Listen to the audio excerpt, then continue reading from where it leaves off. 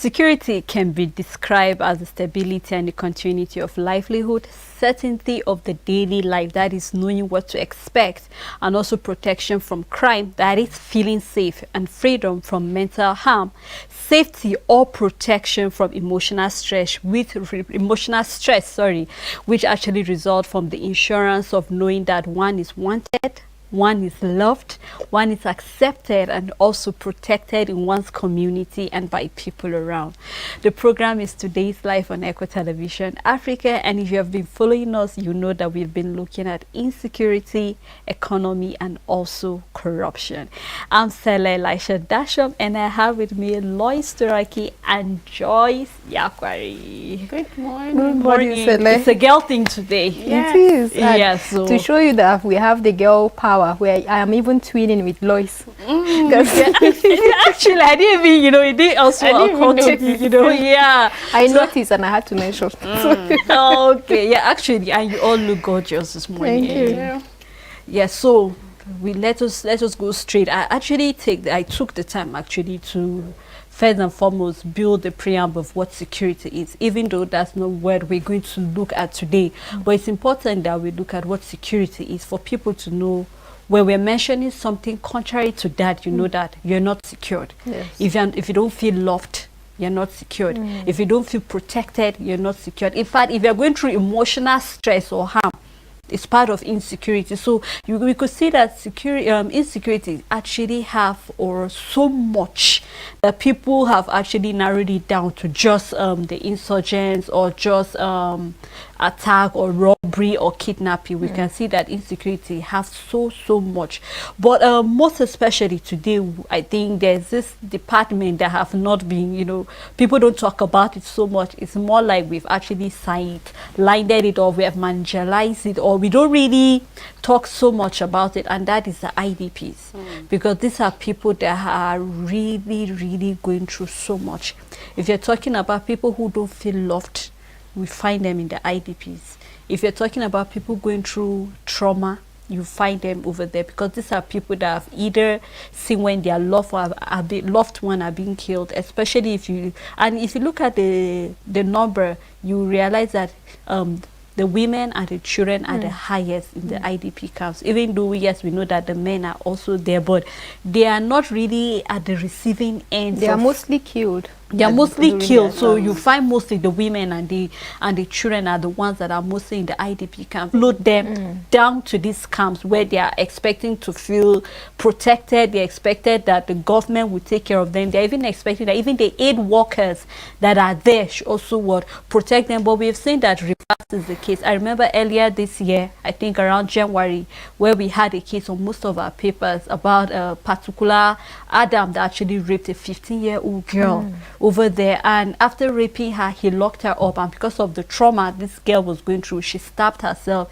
and then she was killed. Now we can see this is one out of the many. In fact, some of them are not being recorded in our papers, because I remember yesterday when we were discussing, Joyce, you rightly stated that the stories were even we are seeing, not all are being captured in the papers, because it's either the media is trying to increase the number or reduce the number, just so people will actually not really feel so afraid, because we're not bringing this insecurity to make people feel afraid or to make people feel that there's no hope. We're just trying to bring to light some of the issues that are happening, some of the challenges we're going through in the nation, and what can we do to see that we provide solutions if possible, and to see the way forward. So Lloyd, I don't know if you want to... we are talking about the IDPs, and sometimes or most times the issue of refugees come up, and then the IDPs, but then there's a slight difference between these two set of people. The refugees are mostly found people that leave their country to other countries to find solace, or they are running from, maybe they are wanted. Some of them are actually wanted. Some of them might be because of one issue or the other that they are trying to escape from, so they leave their country to another country, while the IDPs are internally displaced people within their country, where they leave their country, their community rather, because of a certain issue like insecurity. They are not loved, and all of that. Like, for instance, in Nigeria now, we see that there are so many IDPs because of the insecurity that are happening in the country. We've seen a lot of people that have left their homes. They can't even go back because some other people have inhabited their environment, their communities. They can't even go back. Some of them, even if they want to go back, they are scared of going back because maybe these attacks might still come to them, or probably their houses have been burned down. They don't even know how to even go back to. They don't even know how to even where to even start from. And then we are looking at how they go about in the IDPs. Most of them are not even. That's a place you said they are supposed to find solace, they are supposed to find love and all of that. But at the end of the day, we've seen that those things, they don't even get quarter of all those things. That the government will promise them money, and at the end of the day, they will not even see half of that amount that has been said that will be given to them. You know, some of them are being sexually assaulted, harassed, and you know, some of them even kill themselves, like commit suicide. Today I read of an IDP that this boy hung himself because he felt he wasn't loved. Like a lot of issues that were happening. He was charged with a lot of things. He was into jail twice. He went and he was out of jail and all of that. So at the end of the day, he had to just commit suicide. You see, these are one of the issues that these IDPs and some of these refugees find themselves in. So it's really something that we need to look at. And Stella, you mentioned something which you defined security, and you said if we're talking insecurity,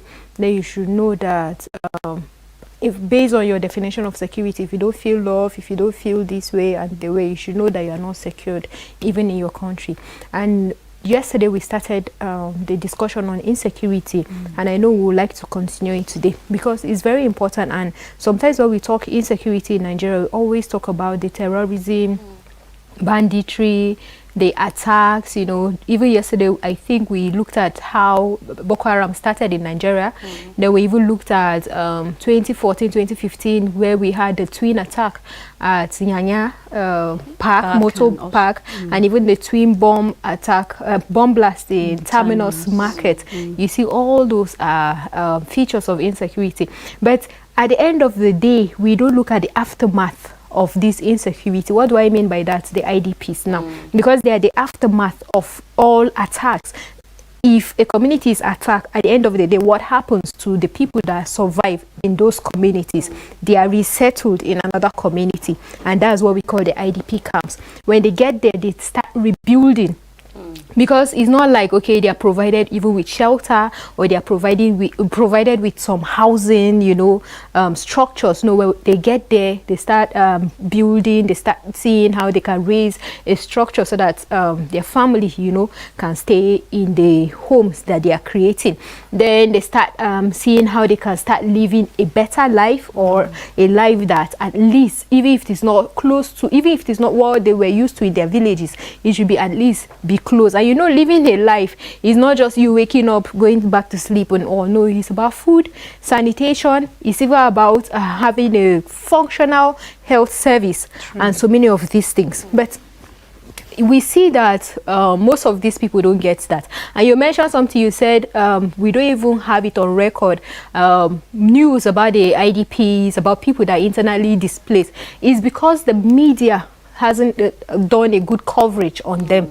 We don't go about asking them or going to these camps to have interviews with them to see how are you faring, what is happening. Okay, these promises of the authorities, have they been, you know, fulfilling it? What is happening? No, we get to hear about the IDPs, that's the internally displaced people, when advocates, you know, or non-governmental organizations go to them trying to provide one thing or the other for them, and in the process, if they're attached to some media, or if they have a media unit in their organization, that's where they grant interviews, and you know, they come out even as documentaries, they come out even as not really news, you know, but more like, will I say, you know, how you can have a project with a thesis, with where you can just go study for reference. That's how they come out. But I just want to say this. I think if we start spotlighting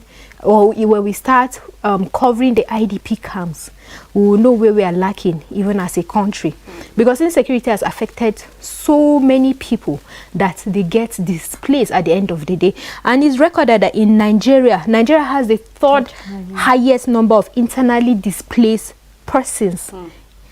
That's in Africa. Is on record the third highest. Then you should, if they are not in news, then what is it that we are really doing? You know, because this is the aftermath of insecurity. This is the aftermath of attacks that has been going on in Nigeria. And these internally displaced people, they run from where the community that is being attacked in trying to find safety somewhere, you know, within their country. It's more like, okay, let's say a community in Jos, Plateau State, it's been or in Plateau State, let me not just use the capital Jos, in Plateau State is being attacked. When there is an attack there, you know, definitely houses will be burnt, farmlands will be destroyed, schools will be burnt. So many of these things is like the houses will be razed down.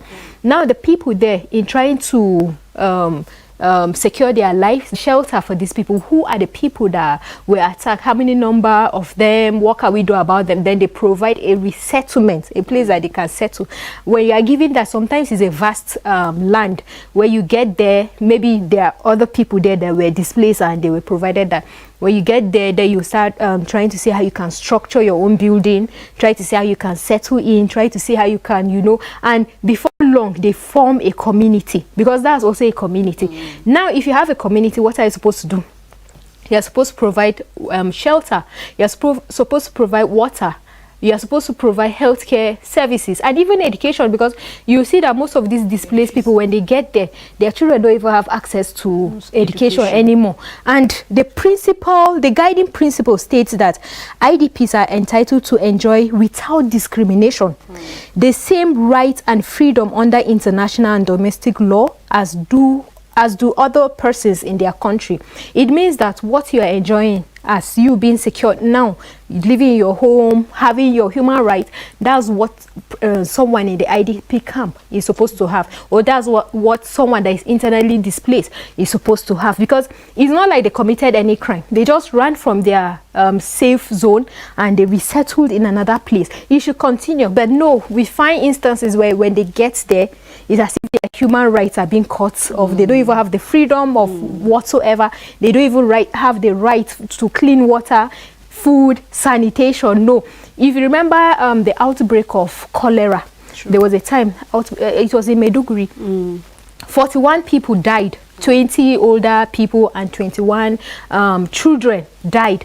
And from the interview that was recorded, the government or the authority just built 12 toilets, you know, for them, and they were about more than 1,000 in the camp. So imagine 12 toilets, you know, accommodating more than 1,000 people, and there's an outbreak of cholera.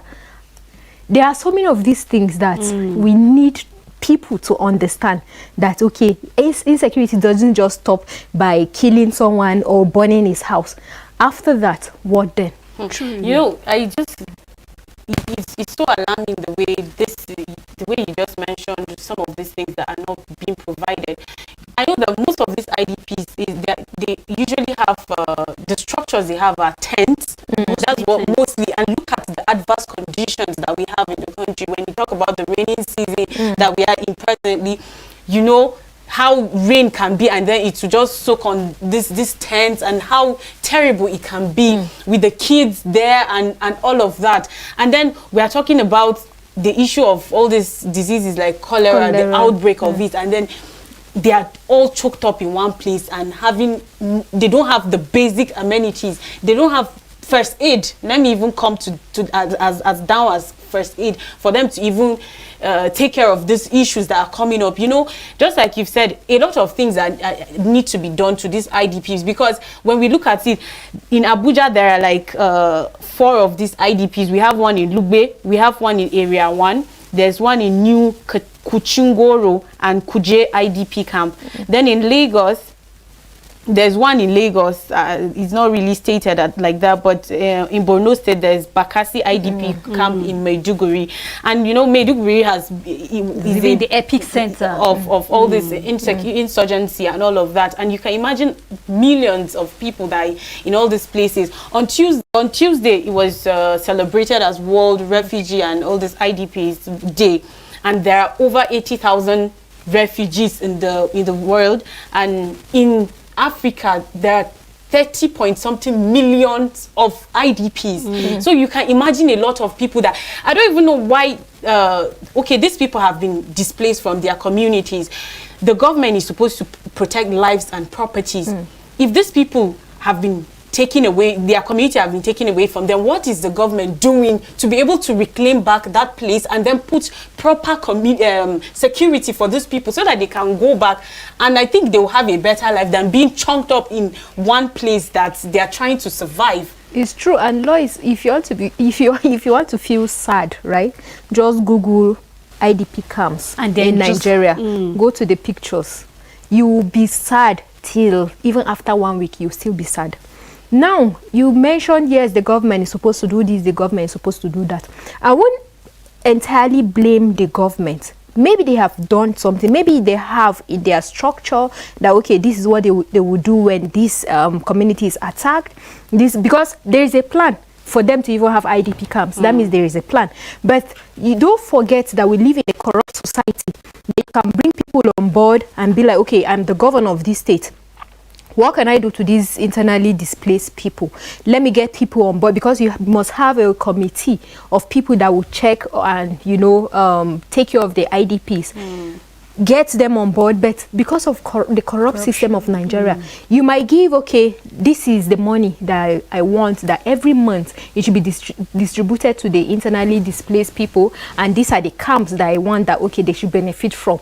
But no, before it even gets to a person that is supposed to benefit from it, these people that are in the same committee, you know, that were set up to take care of these people, before you know, because of their corrupt nature, they will take the monies for themselves. We've seen it where yes, there are times that governors go to the IDP camps to talk to these people themselves, address them. But most times they send people that they've put in the positions. Let me call them the authorities, you know. They send them, go check what is really happening. But when they go, I remember it is on record too, that sometimes the authorities go, when they ask them, they will give them instructions like, okay, maybe on Friday, you know, you'll be resettling to another place without, maybe this is Wednesday, right? On Friday, you'll be resettling to another place without even giving them enough time to pack up, without even giving them enough time to even think and have meetings in the community now in the IDP camp.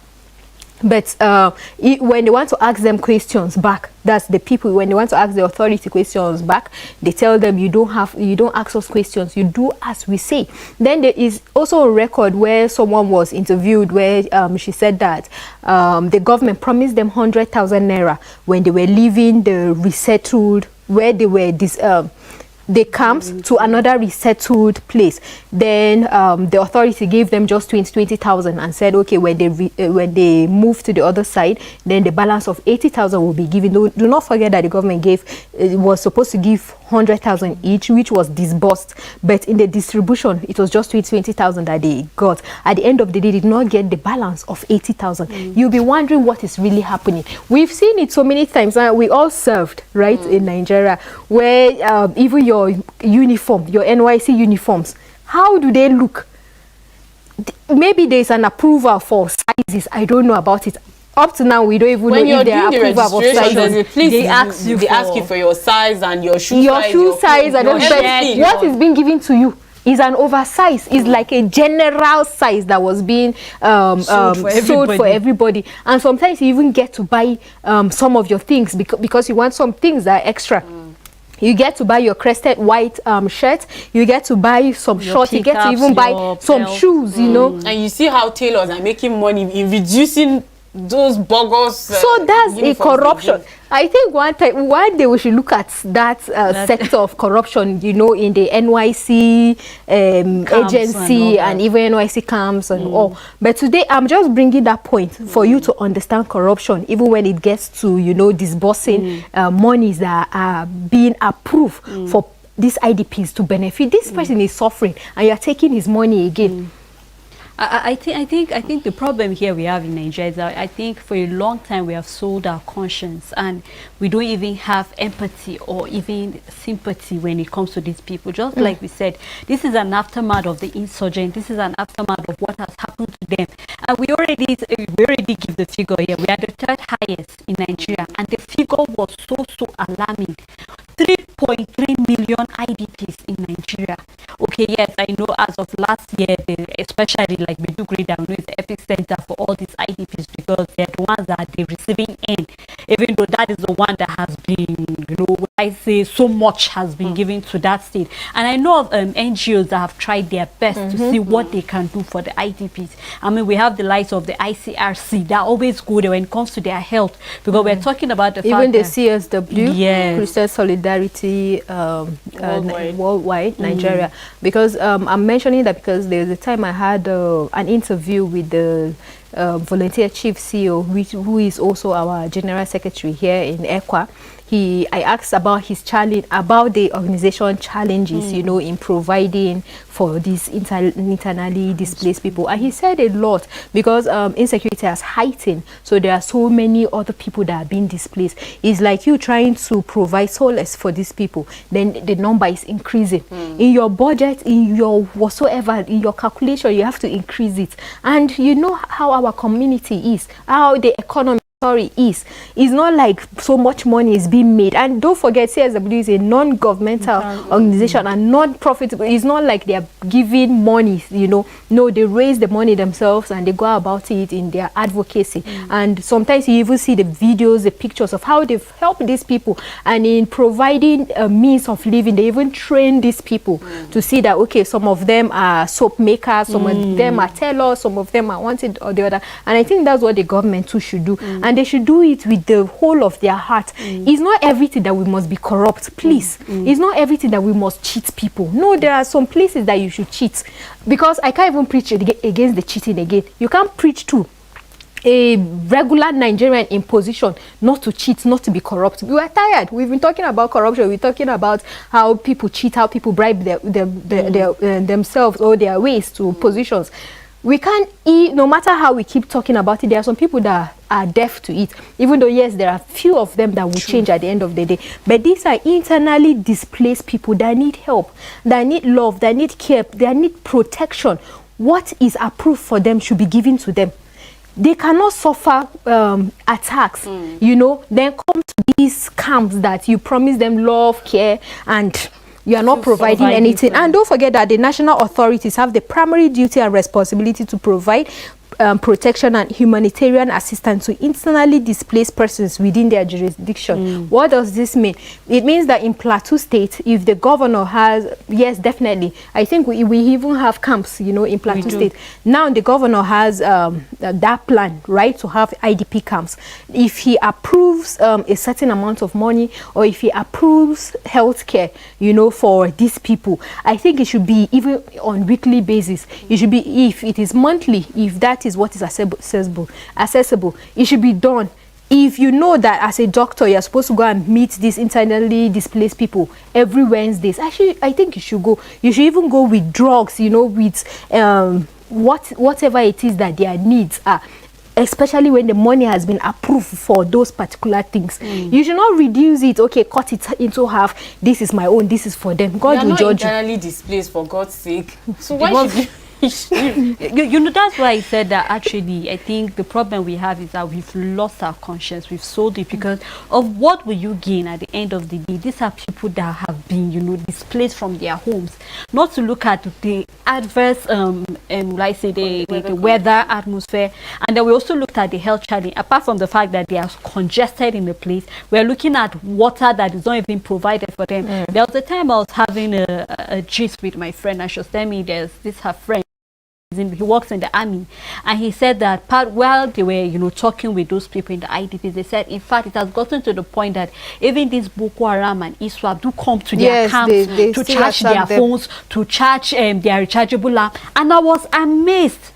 How comes will these people get access to them? Even these are the same people that killed you, and there is a claim that there are securities, and they are coming to charge phones. And don't forget that there are claims that there are securities even in the camp. And that reminds me too, there was an interview too that is on record where someone stated that sometimes the Boko Haram still come to them, attack them. Attack them, yes, in the camp. After they've left their settled, their communities for them, they follow them to the resettled areas to attack them. And there was a time that when they came, they shot her daughter 3 times on the leg, and the security ran away. The men too ran away, that she was able to help the daughter. That it was after, I think, 8 to 9 hours when they left. After 8 to 9 hours, she was able to take her to the nearby village for treatment. But after the treatment, the girl was paralyzed, and I think the girl was about 14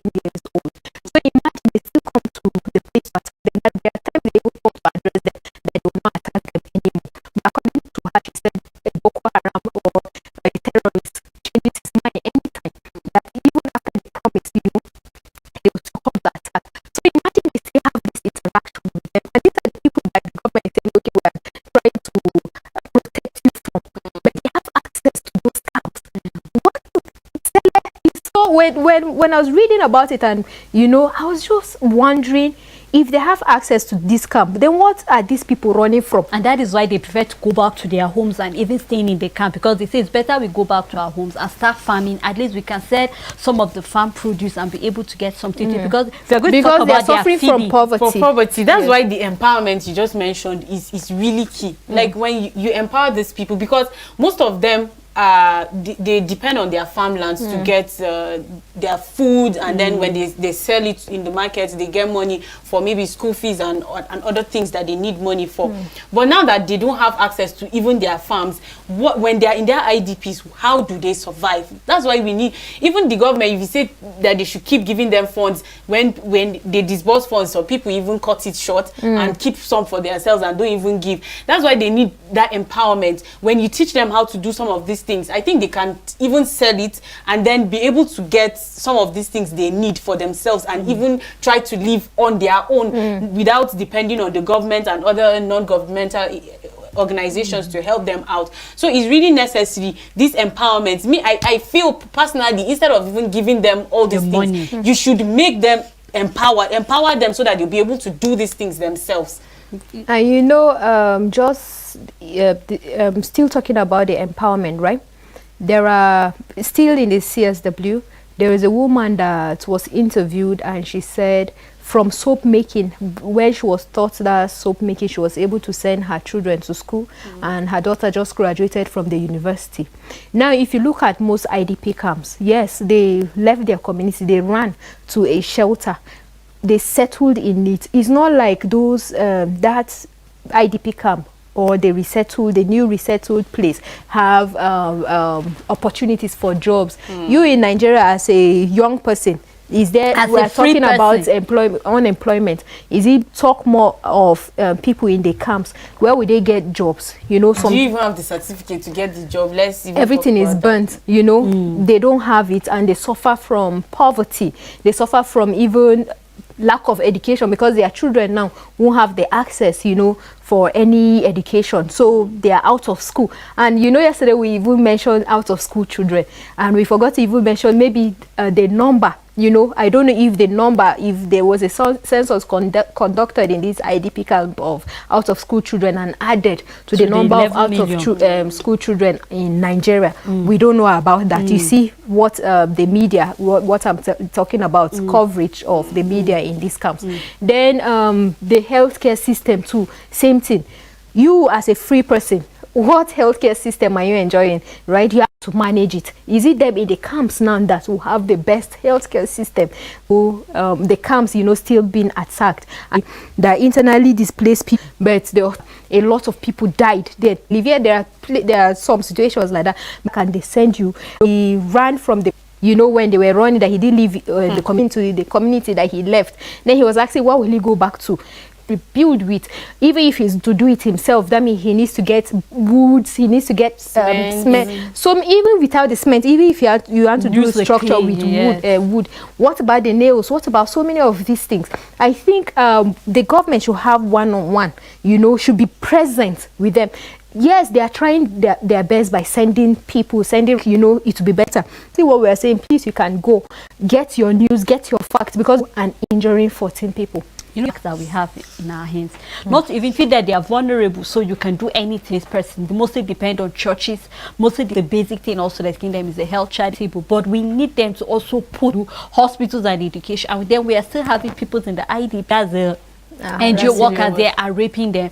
But the important thing here was that someone better with these people. Then we do, and so they go from home to home. They stop them from going out because they do not want them to be able to share stories with people, to say that this is what is happening to us in this. Know that there is more to be done. And even though the government cannot be everywhere, we have good-hearted individuals that are willing to do something, who want to stay in the camps where hear this and like bomber too, going to the camp crisis, be it like bombers having access to the camps. Heard of record of, we've not had the very big coverage. I think when we start having such things, people will then paying ransom, then the person, it's not, you've been in the camp for days. Imagine coming back, okay, you want to start living your life now, you are already suffering, where you are still rebuilding your resources, your finances, because it is your life's vast wealth that they just picked and you didn't really pay them. No, it was like bringing out your last, you know, put together to pay for that ransom.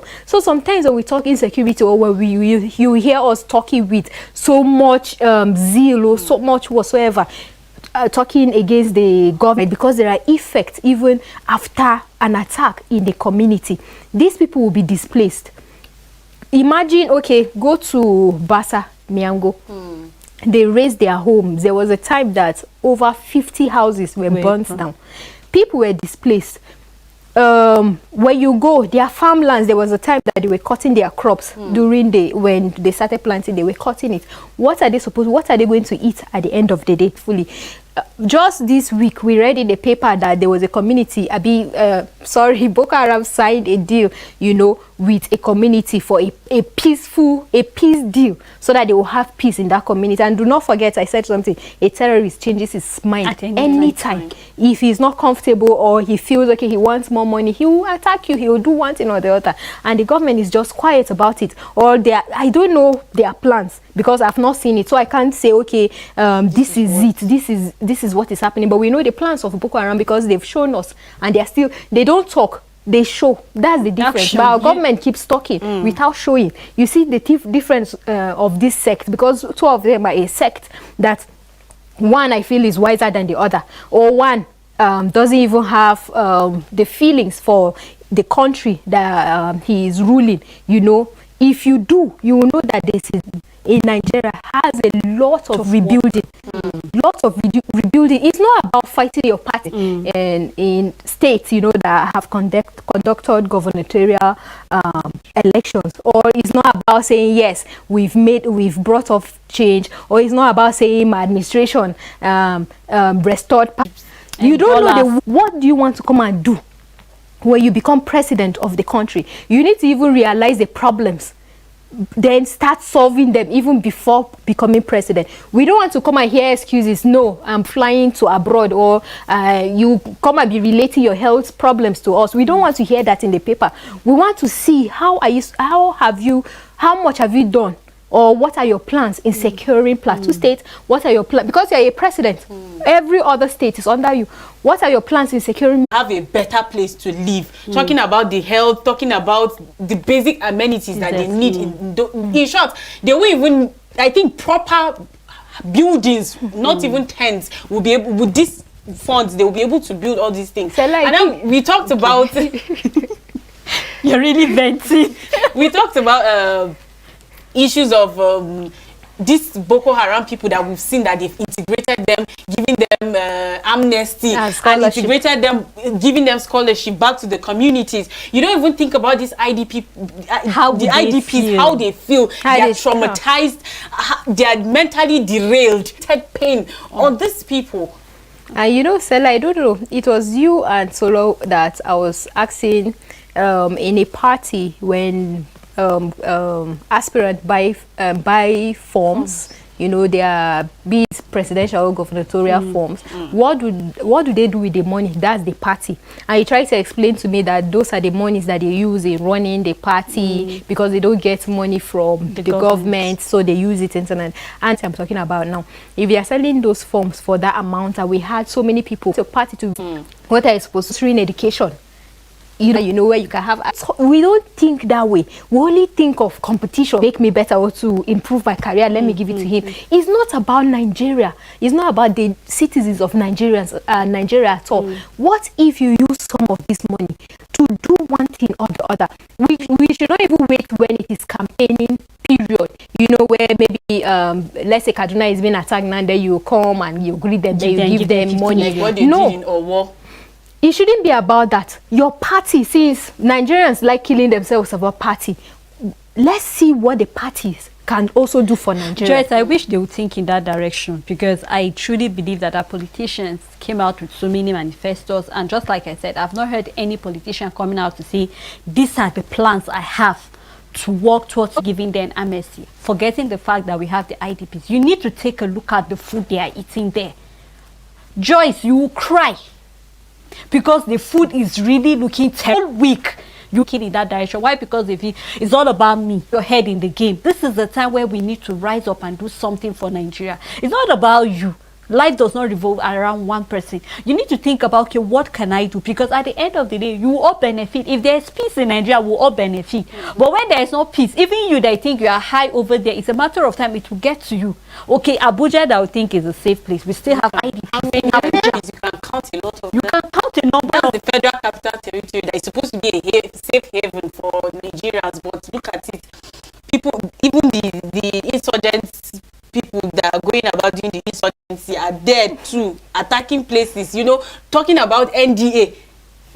You can imagine the stage at which we have reached in this country with the issue of insecurity. But we know that our security agency are trying their best, but and some have even lost their lives. They've lost their lives. So many women are widowed because, and like you said, the person coming as the next president and the future and all of that, because they did that in 2015, and we have seen how it's not working. It didn't work. So they are not even backlashing. They are even the ones still in government, so they don't want to even go to that direction. And instead of them to use the funds they have, you know, with the anger that sometimes I used to feel, right? I used to tell myself, give people, they come out to say that they should be rescued after 86 days, and we have a minister of what?